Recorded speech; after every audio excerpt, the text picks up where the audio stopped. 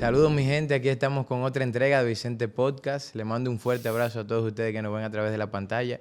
Y hoy tenemos un invitado muy especial, un hermano que a lo largo de muchas batallas, de la construcción, de cosas que hemos venido trabajando, ha sido un ejemplo también para muchos jóvenes que como yo vemos en él un ejemplo de trayectoria, de trabajo, de vida, de lucha por la democracia. Y hoy tenemos a José Ignacio Paliza. Bienvenido, hermano, y gracias por la oportunidad. Tú tienes que invitar a Yayo Pinto aquí, a David y a otros amigos que Sí, a todos sus amigos, a tienen un espacio, Carolina. sí. No, porque tienen un espacio similar a esto de podcast. Pero nada, un placer. Así Y mismo. te felicito por atreverte a generar un círculo, un espacio, un segmento de tu tiempo y de lo que tú eres para conversar con otros, para inspirar a otros y para llevar conocimiento general a la gente. Yo te felicito por esta iniciativa. Gracias, de verdad que sí. Y nosotros queremos comenzar este segmento investigando profundamente en la vida de José Ignacio. José Ignacio Paliza, ¿cómo tú prefieres que te diga? Como tú quieras. Realmente José Ignacio Ramón. Por mi papá me quería mucho y me puso Ramón. Pero como tú quieras. Es José Ignacio Ramón. Sí, pero como tú quieras. Es un dato curioso que ustedes no sabían. Cuéntanos, ¿quién es José Ignacio? Un ciudadano dominicano como tú, con muchas inquietudes, con deseos de participar, de ser escuchado y de ser parte de una conversación como la que he tenido la oportunidad de participar y de contribuir. Entiendo que he contribuido, que quiero una República Dominicana mejor y que tiene las mismas necesidades que los demás. Soy papá de 2 hijos maravillosos, estoy aprendiendo a ser papá y esposo. He tenido suerte también de tener una buena pareja. Y bueno, eso soy. Háblanos un poco de ese José Ignacio cuando niño, allá en Puerto Plata. ¿Cómo fue tu infancia? Yo tuve una excelente infancia, porque el patio de mi casa era el pueblo de Puerto Plata. El que crece en pueblo no crece en la burbuja que te toca cuando estás inmerso en una gran ciudad como Santo Domingo. El patio mío era Puerto Plata y disfruté muchísimo. Hice muy buenos amigos, conocí muchísimo de los dramas sociales del cual somos objeto. Tuve 2 padres que hicieron a nosotros gente muy responsables, hijos muy responsables que no intentaban construirle a sus hijos, sino más que invitarlo a conocer la realidad de las cosas, del sacrificio para lograr objetivos, del valor del trabajo. Y crecí en un ambiente, ojalá que yo pudiera darle el mismo ambiente similar a los míos, a los que vienen ahí. Y bueno, y producto de toda de ese choque de realidades en el cual crecí, bueno, se hizo también un político. Mi vocación por ser político viene de muchachito.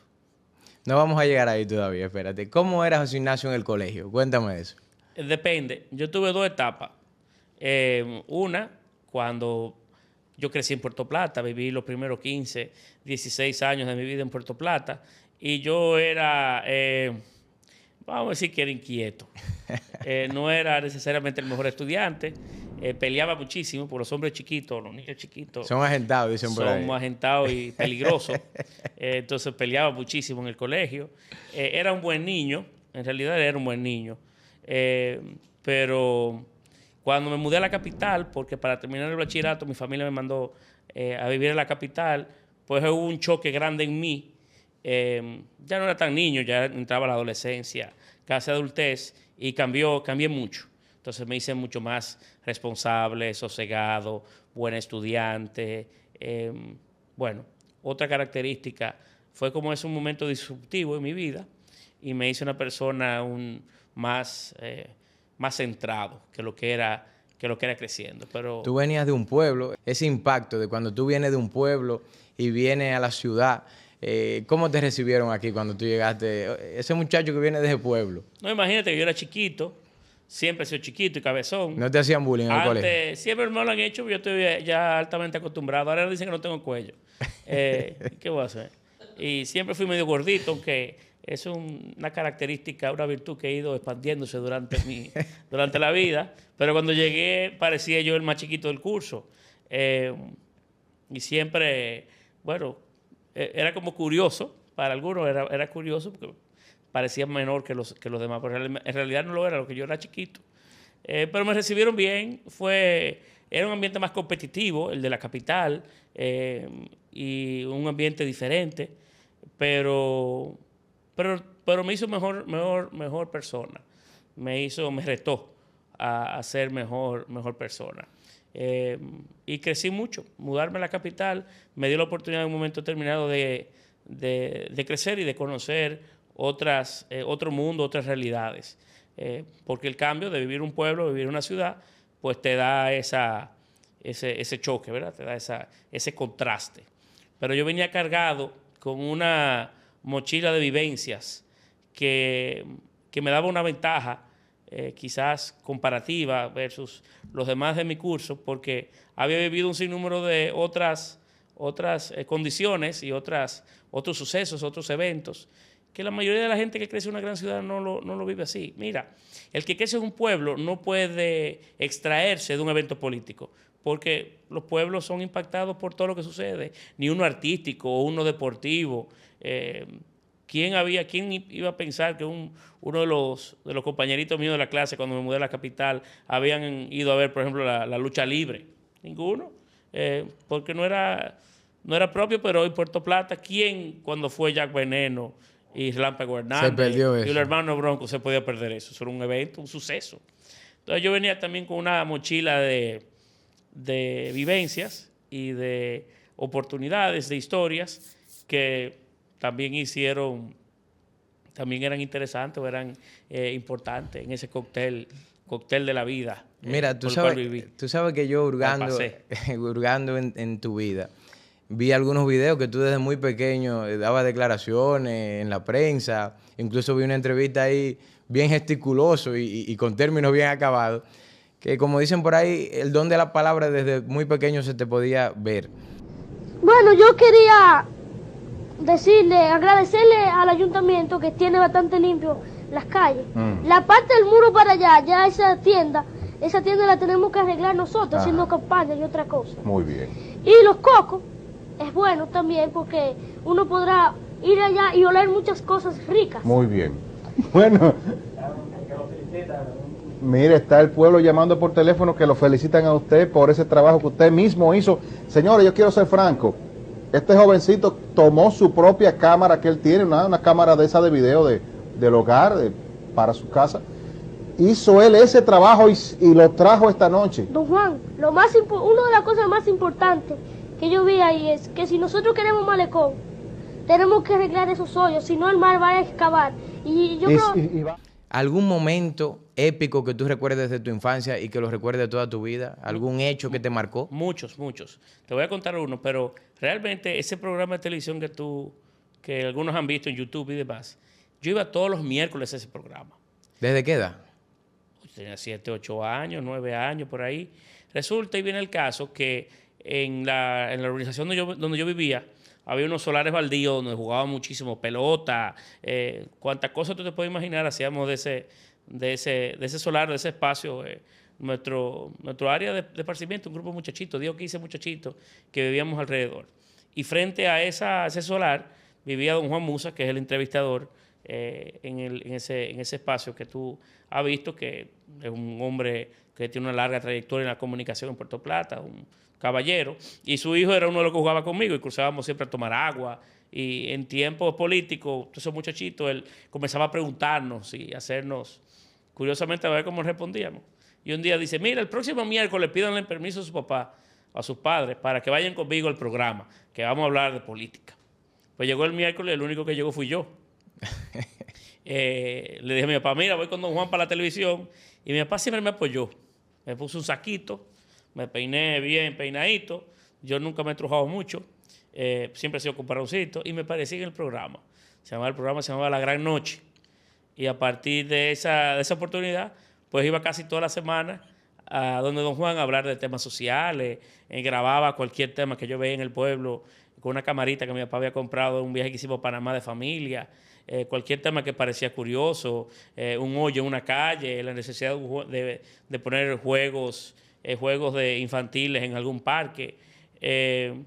Y bueno, te digo que yo siempre tuve Un comunitario de los 7 años. la curiosidad por los temas colectivos, las políticas, como tú quieras llamarlo, desde muchachito. Entonces ya cuando tú vas a ese programa, ¿no comienzas a adquirir cierta fama dentro del pueblo? ¿No comienzas a decirte a la gente, óyeme, pero ese muchacho tiene como vena de político? No, eso no, pero me relajaba muchísimo. Él me decía el blondie. Blondie significa rubio en inglés. Claro. Y sí, la gente me reconocía en la calle, el blondicos. Y era curioso. Una vez llegué al teleférico de Puerto Plata con un grupo de amiguitos del curso estaba haciendo un trabajo ni me acuerdo, de sociales, algo por el estilo. Y cuando llegué yo ahí, salió la directora de ese momento del teleférico, preocupada porque pensaba que yo iba a hacer un reportaje.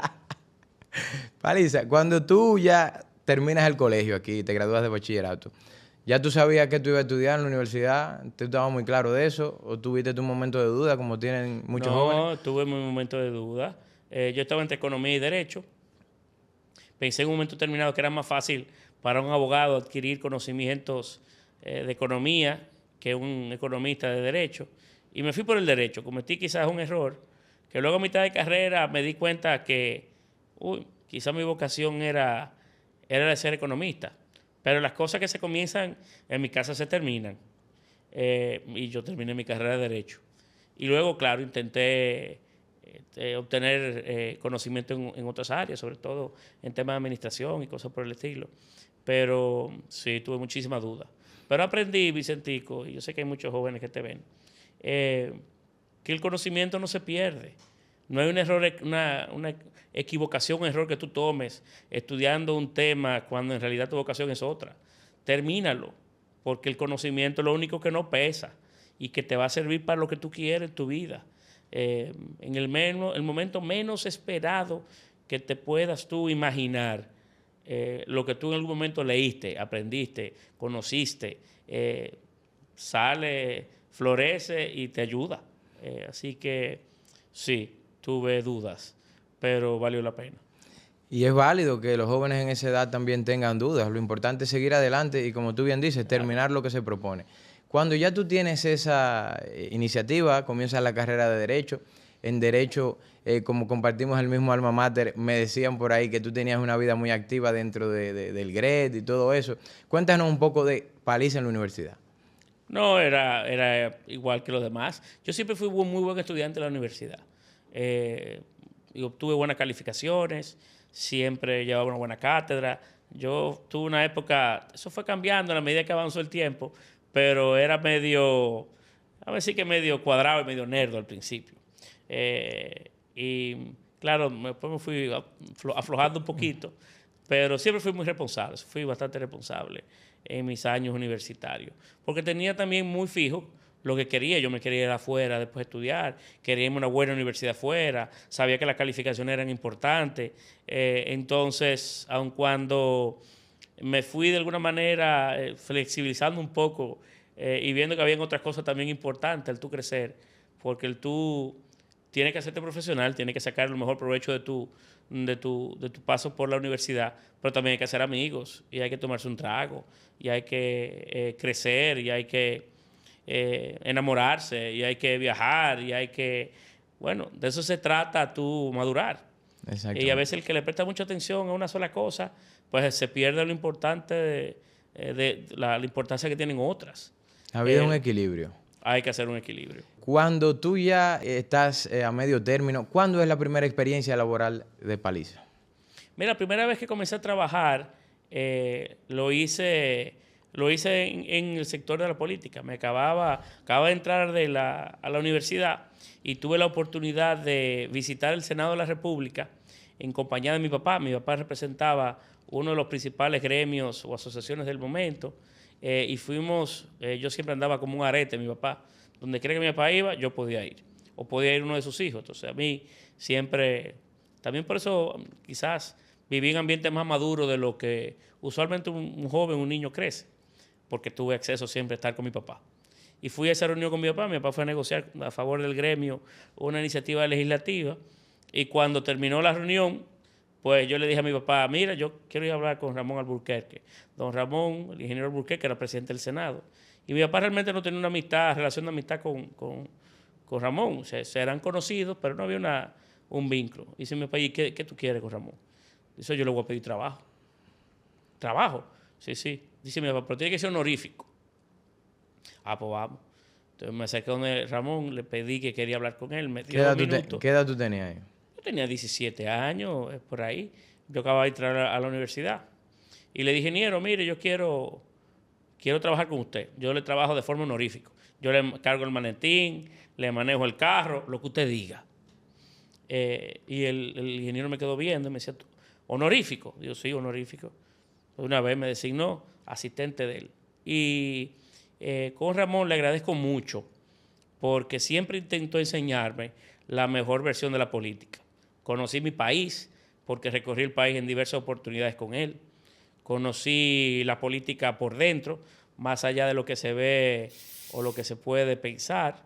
Y también conocí el PRD, porque militábamos todos en el PRD. Y conocí lo que era la militancia política partidaria. Y ahí fue donde tuve no solamente mi primera experiencia laboral, sino también el primer contacto real con la política real y sus características.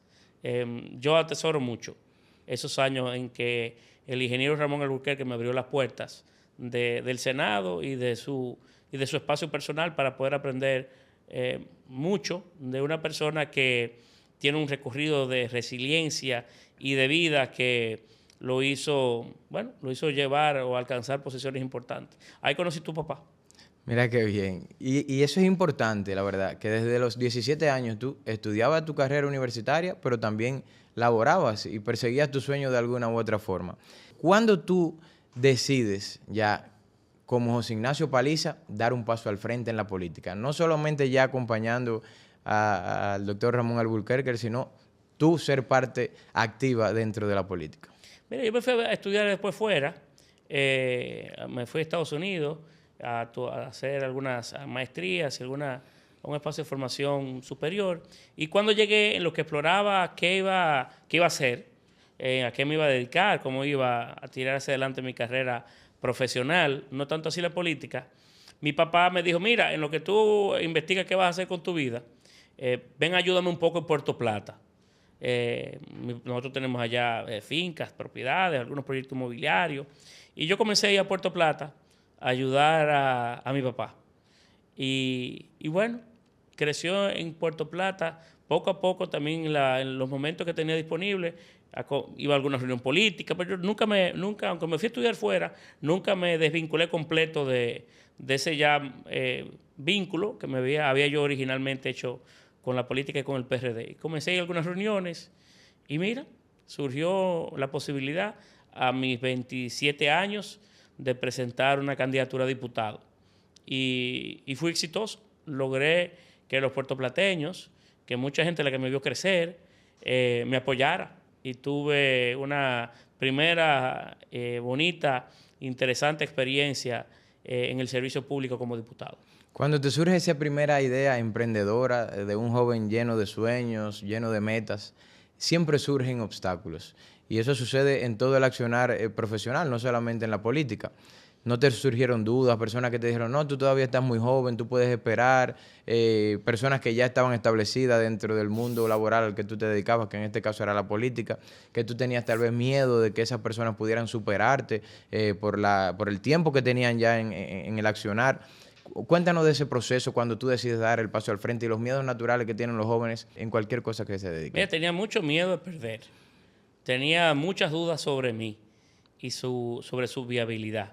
Además, que una de las cosas que hay que cambiar en política es que no hay dudas que en estos proyectos también se gasta dinero. Hay que recaudar dinero, hay que tocar puertas. Y yo que comenzaba mi vida profesional y personal, bueno, no era, digamos, el mejor espacio para el cual tú dedicar, sobre todo recursos, porque no no obtienes una rentabilidad de la inversión que tú haces en política, no obtienes una rentabilidad o no puedes buscar una rentabilidad económica.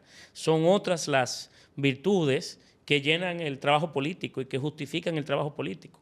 Pero el que comienza una vida, el que comienza a hacerse hombre, pues bueno, también quiere tener la garantía de la tranquilidad que genera el tú producir o el tú tener, cierta estabilidad.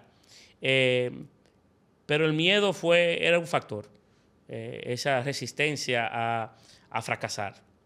Pero una vez la vences, en el caso mío, una vez la logré vencer, y tuve sobre todo algunas personas que estuvieron detrás de mí y me dijeron, pero vamos, atrévete, que estamos aquí, que tú no lo vas a hacer solo. Fue muy fácil. Y te digo fácil porque la principal arma, la principal fuerza que tenía en el proyecto que presenté era mi juventud. Lo que quizás era lo que muchos entendían que era mi principal debilidad, o en el caso mío, mi resistencia propia, el hecho de ser joven, fue mi principal fuerza. Porque yo no podía quedar mal. Si yo tocaba tu puerta y te pedía tu voto, estaba muy consciente y le entregaba esa garantía a la gente en sus manos de que no podía quedarle mal, porque si le quedaba mal, perdía mi juventud y no podía volver a tocar la puerta en el futuro. Vicentico, tú eres hoy joven. Te atreviste a presentar una candidatura a diputado en la circunscripción 1 de la capital. Por cierto, quizá la circunscripción más difícil, porque es donde hay una población más sofisticada, estudiada. Claro, hay una mezcla de gente también que no ha tenido la igual suerte, pero es una circunscripción sobre todo de una clase media, media alta y alta.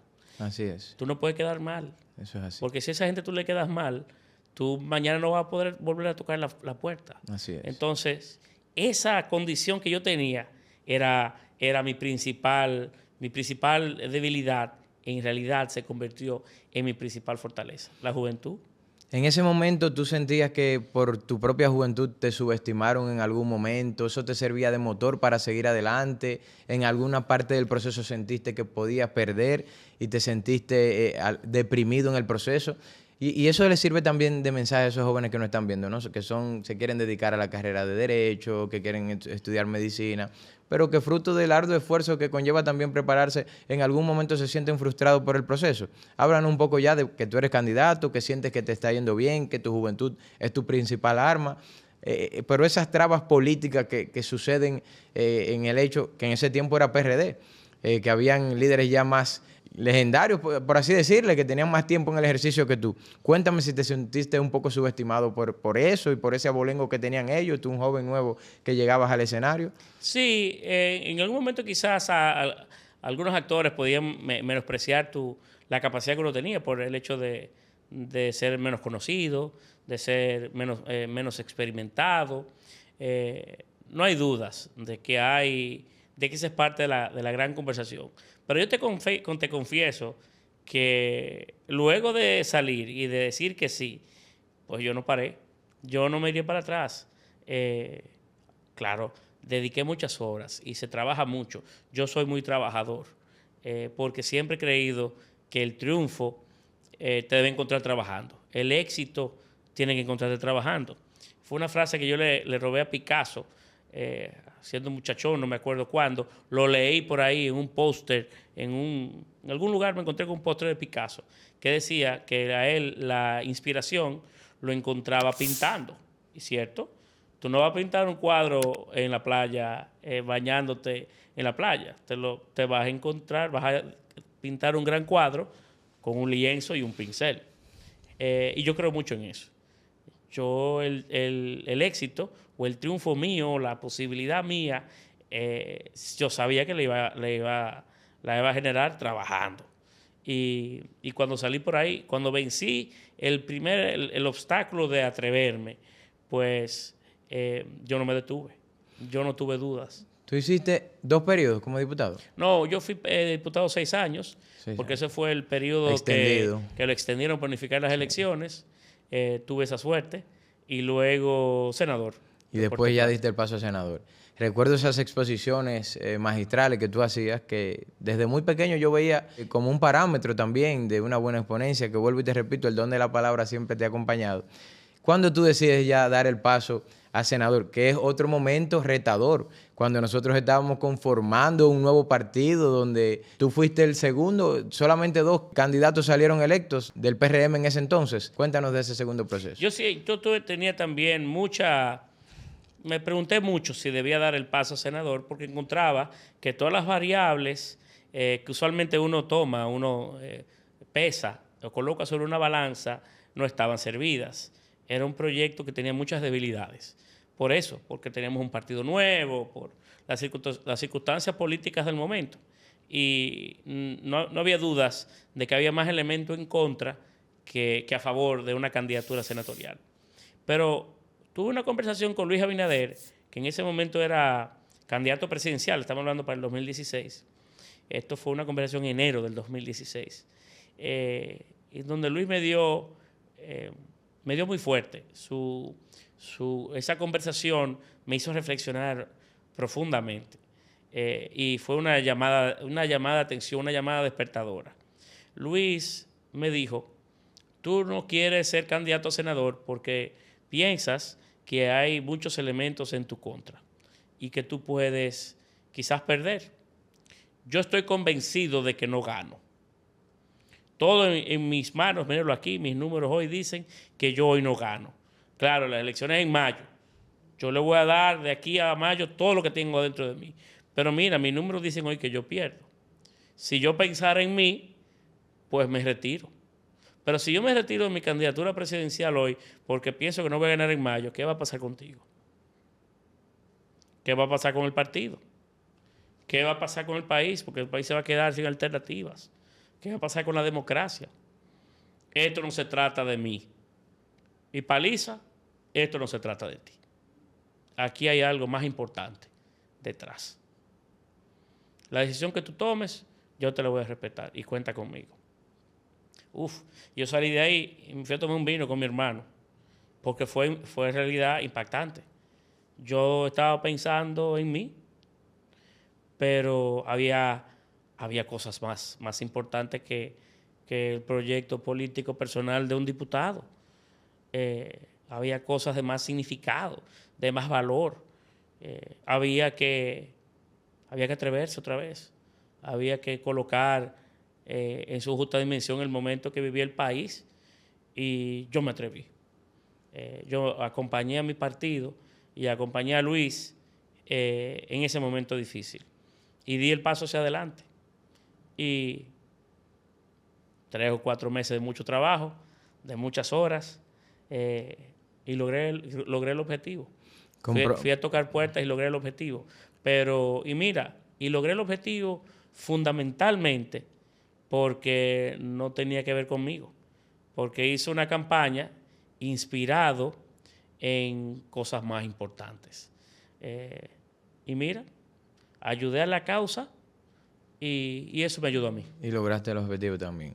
Yo recuerdo que ya cuando tú sales senador, también ese proceso ya de conformación del partido, recuerdo que ahí ya yo comenzaba a dar mis primeros pasos, acompañando al presidente hoy, en ese tiempo, el compañero Luis, como coordinador a nivel nacional de los primeros votantes. Y siempre inquieto, como lo he sido, te escribía por las redes: yo creo que tú debes de asumir la presidencia del partido. Y yo no sé si tú te recuerdas de ese mensaje, pero tú me dijiste: no tienen que hablar conmigo, sino hablen con un grupo del partido para que también se pongan de acuerdo, porque tú estabas dispuesto. Y así comenzamos a hacerlo porque creíamos que la renovación era parte principal y esencial de presentar una nueva propuesta a la sociedad y que le brindara una oxigenación a la política dominicana.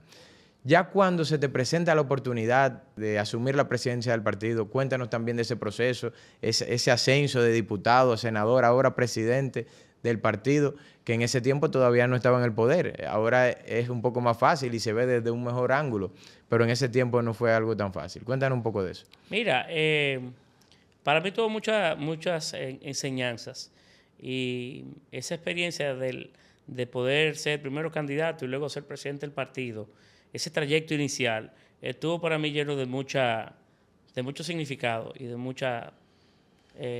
elementos muy curiosos. Hubo una oportunidad en un proceso electoral previo que yo no apoyé a Hipólito Mejía, siendo precandidato interno del partido. Hipólito era muy amigo de mi papá y de mi familia. Mi padre y mi familia no son políticos. El único político, el que dañé la familia fui yo. Me metí a política y le traje la intranquilidad que usualmente genera la política, porque uno dedica mucho tiempo, muchas horas al mundo de la política. Y entonces Hipólito me dijo en ese momento, yo te voy a demostrar que yo sí soy amigo tuyo, aunque tú no seas amigo mío.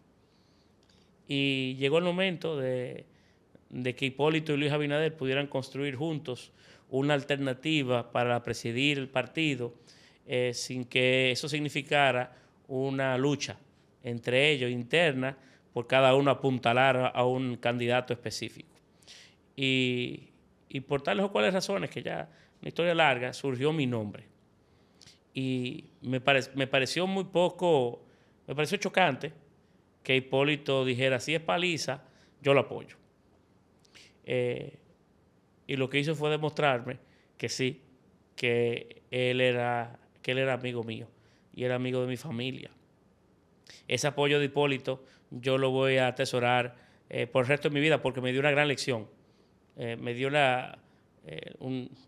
fue en ese momento, no tengo cómo explicártelo, pero fue un llamado a profundidad, a mi sensibilidad como ser humano, y se dio un espacio en donde los dos principales líderes pudieron encontrar en mí, joven, imagínate, tenía 36, 30, por ahí, sí, eso fue así. El más joven del sistema... 36 años de edad.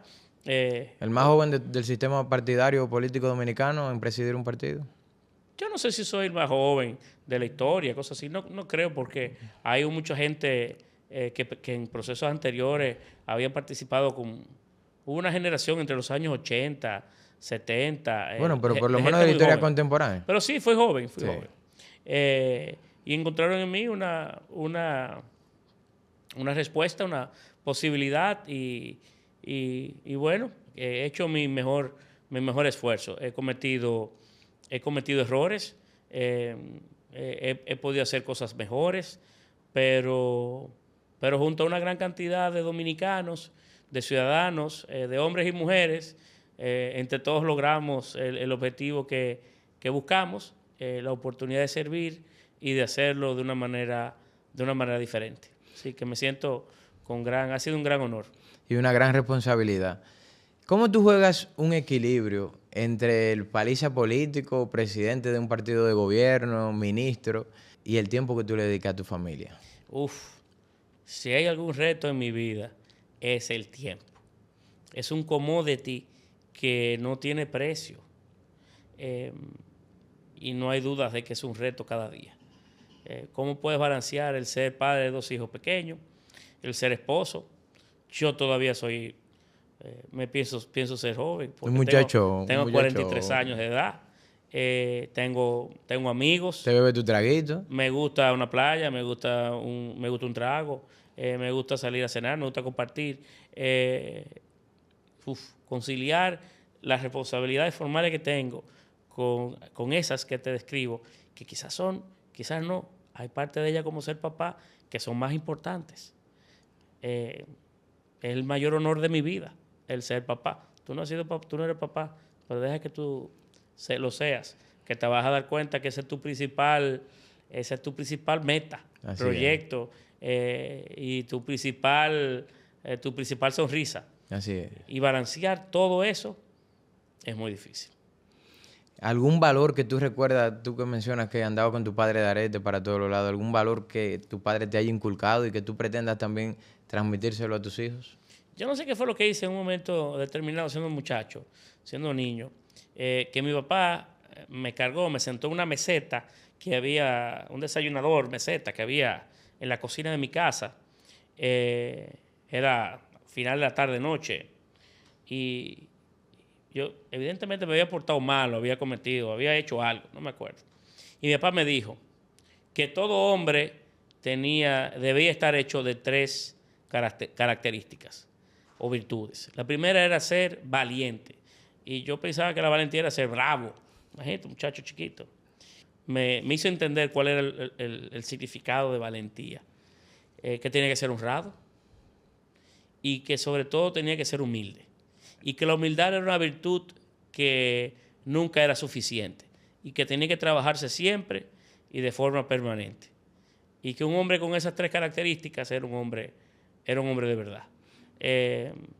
Y yo atesoro esa conversación, que la guardo como mía desde ese día, y son 3 virtudes o características que intento trabajar en cada espacio y cada momento de mi vida. Y ahí me queda siempre habrá espacio por trabajar. La humildad, Paliza, ¿cómo manejarla entre tanto poder, entre tanto manejar tantos casos diarios, tantas personas, tantas situaciones, que si bien es cierto que son pasajeras, pero administrarla a lo largo de la historia, algunos actores coinciden que tal vez no saben manejar el poder con la humildad? ¿Cómo mantener los pies sobre la tierra para esas nuevas generaciones también que nos ven y en algún momento pueden llegar a ser lo que tú hoy eres? Mira, creo que en el caso mío lo más difícil no es manejar, no es que yo pueda haber dejado de ser humilde o que en un momento determinado tenga un vestigio que dice, Paliza es alguien diferente. No tiene que ver con esa discusión que puede dar la fama o que puede dar el éxito o el dinero. Es que uno vive también bajo mucha presión por el ambiente, por lo justo o injusto, que en oportunidades son, por ejemplo, las redes sociales, la necesidad de hacerlo bien y de no cometer errores, sobre todo algún error que pueda ser malinterpretado y que termine de dañarte. El hecho de que un error de eso también no pueda afectar o permear a tu familia. Uno vive en situaciones de mucho estrés. Lo que te comentaba anteriormente del tiempo. Y entonces, esto es una actividad que tiene esas características y por tanto puede en un momento determinado hacerte ver como, digamos, de una forma contraria a quien eres o a tus propios deseos, porque es un mundo, la responsabilidad está cargada de mucho peso y ese peso pues puede de alguna forma u otra también cambiarte y no cambiarte en un momento determinado para bien, sino que te hace ver, ¿verdad? Con esas formas o atributos que no son las que necesariamente te identifican ni dicen quién tú eres, pero son parte de la propia realidad de este mundo, sobre todo cuando tú estás cargado de mucho trabajo y de que tienes mucho sobre tus manos. Cuando manejamos tanto estrés, tanta presión y en estos momentos también que vivimos en el mundo de la tecnología, el deepfake, la posverdad, incluso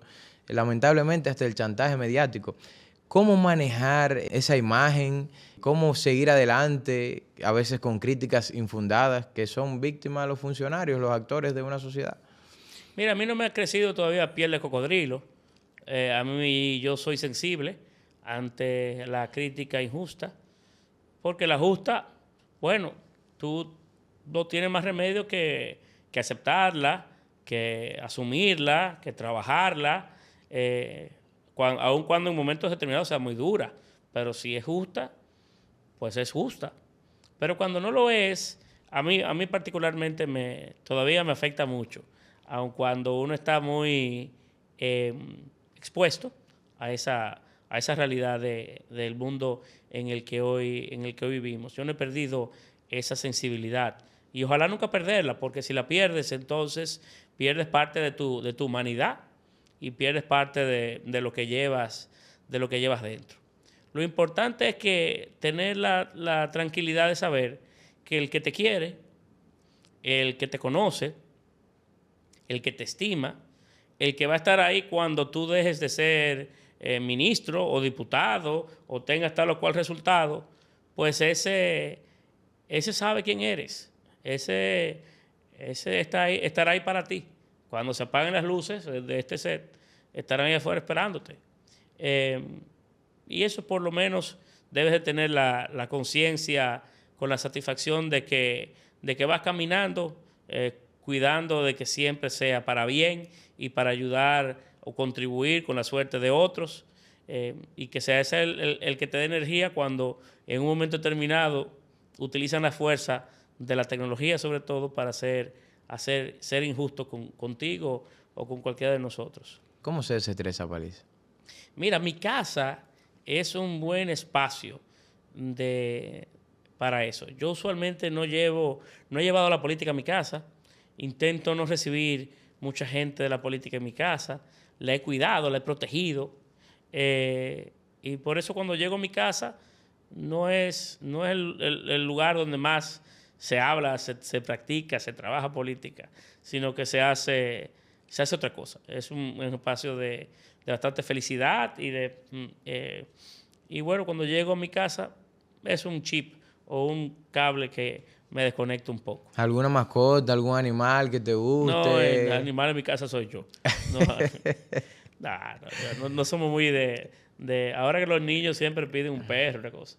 Ya veremos, pero no. Una pregunta, Paliza. Si tú pudieras mirar hacia atrás a ese joven de 17, 18 años cuando comenzó a incursionar y a ejercer su carrera política, y darle un consejo al día de hoy, alguna cosa que harías diferente, algo que harías más, mirándolo desde el Paliza de hoy hasta donde has llegado. Yo no creo que le daría a nadie Hay que tener cuidado cuando uno da consejos, sobre todo cuando uno te lo piden. Aquí hay mucha gente que se dedica a dar consejos, luego te dicen, yo te lo dije. Hay que vivir y hay que dejar que cada quien viva y dé sus pasos. Yo no me arrepiento de nada de mi vida, porque lo malo que he hecho, los errores que he cometido, me han hecho mejor persona. O sea que hay que vivir y hay que atreverse. Y hay que tener la fuerza en un momento determinado para tirar hacia adelante. La juventud es una cantera y una fuente de energía impresionante que hay que aprovechar. Yo siempre le he dicho a las personas con quien hablo que la juventud inclusive tiene que ver muy poco con edades, ni que no es un espacio generacional, es una actitud frente a la vida. Y hay que mantenerla siempre, ser creativo, innovador, preguntar, cuestionar, no tener miedo a equivocar. De eso se trata la juventud. Así que si en algo yo pudiera inspirar o ayudar a otros, tomando en cuenta mi recorrido, invitarlo a que vivan y tengan su propia experiencia, que la vida al fin y al cabo actúa de forma misteriosa y te lleva o te da una razón de ser. Bueno, para nosotros ha sido más que un placer, de verdad, poder compartir este interesante momento, tu historia, de cómo lo has logrado. Y ya para finalizar, yo quiero que tú me le des un mensajito a esos jóvenes que te están viendo a través de la pantalla, que te ven con admiración, que han visto tu historia de éxito. ¿Cómo lograr eso? Yo creo que cada quien sea un ejemplo de sí y un espacio de poder hacer y crear su propia historia. Yo sí me lleno de buena voluntad cuando veo al otro triunfar y cuando le veo al otro crecer, y me alegro por la buena aventura de otros. Ojalá que los que nos escuchen tengan o puedan inspirar a otros a que también generen sus logros. Y saber que no necesariamente tienes que ser ministro de la presidencia o diputado o lograr los logros y la capacidad de impactar la vida de otros, de cambiar la vida de otros, lo puedes encontrar en el momento menos esperado, en el espacio menos esperado, en el lugar más sencillo, y poder cambiar, impactar la vida de los demás. El éxito no se mide con posiciones alcanzadas ni títulos. No se mide tampoco con dinero. Son otros los elementos que te determinan el éxito. Tiene que ver mucho con tu satisfacción personal y en el momento que te encuentres. Decía Antoine de Saint-Exupéry en El Principito que lo fundamental, lo esencial, no se toca. No hay forma de medirlo. Es invisible a los ojos. Y yo creo que de eso se trata. Así que yo no quisiera que necesariamente que hagan de la vida suya tomando como parámetro la mía o la tuya, sino que cada quien construya su propio ensayo, que este mundo es muy interesante y mientras más personas trabajen, forjen, se dediquen, puedan emprender, pues más interesante va a ser. Que hagan camino al andar, como dice esa icónica Así canción. es, y que no tengan miedo. Bueno, muchísimas gracias, hermano, por darnos esta oportunidad y será hasta otra próxima entrega de Vicente Podcast.